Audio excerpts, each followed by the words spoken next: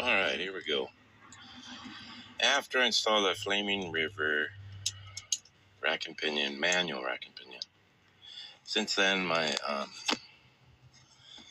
steering wheel has been upside down. I've taken this nut off.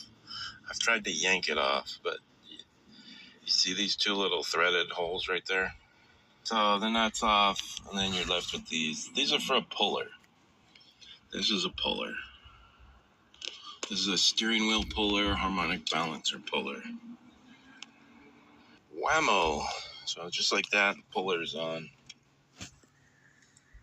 So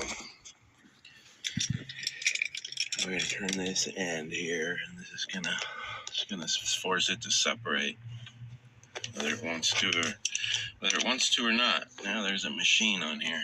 Oh yeah, it's moving already. See that?